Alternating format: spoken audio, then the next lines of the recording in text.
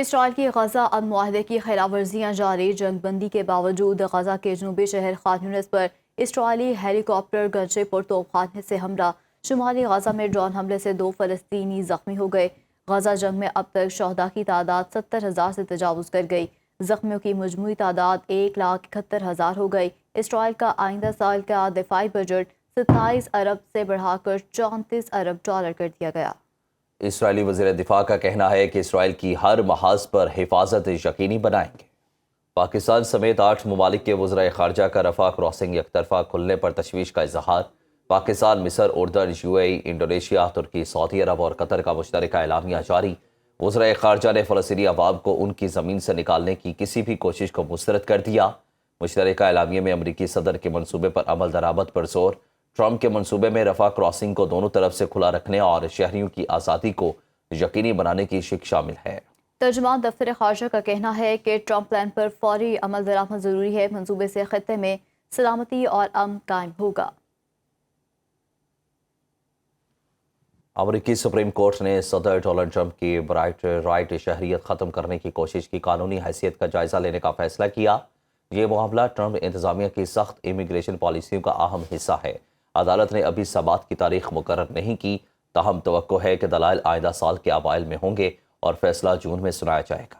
Donald Trump نے عہدہ سنبھالتے ہی ایک ایگزیکٹو آرڈر پر دستخط کیے تھے، جس کے تحت غیر قانونی تارکین وطن یا عارضی ویزا رکھنے والے والدین کے امریکہ میں پیدا ہونے والے بچوں کو شہری تسلیم نہ کرنے کی ہدایت دی گئی تھی، لیکن کئی وفاقی عدالتوں نے اس آرڈر کو 14ویں آئینی ترمیم کی خلاف ورزی قرار دیتے ہوئے معطل کر دیا تھا۔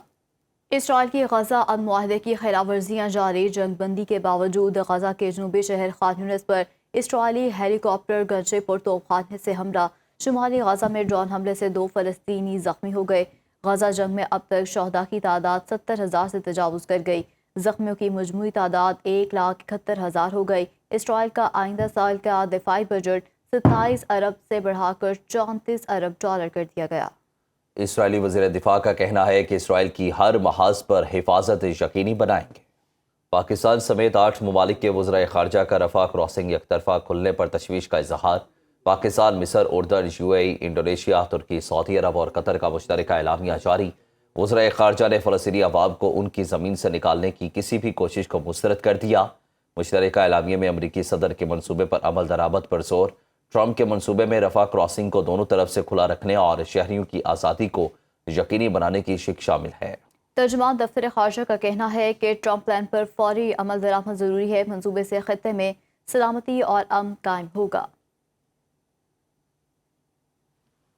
امریکی سپریم کورٹ نے صدر ڈونلڈ ٹرمپ کی برائٹ رائٹ شہریت ختم کرنے کی کوشش کی قانونی حیثیت کا جائزہ لینے کا فیصلہ کیا۔ یہ معاملہ ٹرمپ انتظامیہ کی سخت امیگریشن پالیسیوں کا اہم حصہ ہے۔ عدالت نے ابھی سماعت کی تاریخ مقرر نہیں کی، تاہم توقع ہے کہ دلائل آئندہ سال کے اوائل میں ہوں گے اور فیصلہ جون میں سنایا جائے گا۔ ڈونلڈ ٹرمپ نے عہدہ سنبھالتے ہی ایک ایگزیکٹو آرڈر پر دستخط کیے تھے، جس کے تحت غیر قانونی تارکین وطن یا عارضی ویزا رکھنے والے والدین کے امریکہ میں پیدا ہونے والے بچوں کو شہری تسلیم نہ کرنے کی ہدایت دی گئی تھی، لیکن کئی وفاقی عدالتوں نے اس آرڈر کو 14ویں آئینی ترمیم کی خلاف ورزی قرار دیتے ہوئے معطل کر دیا تھا۔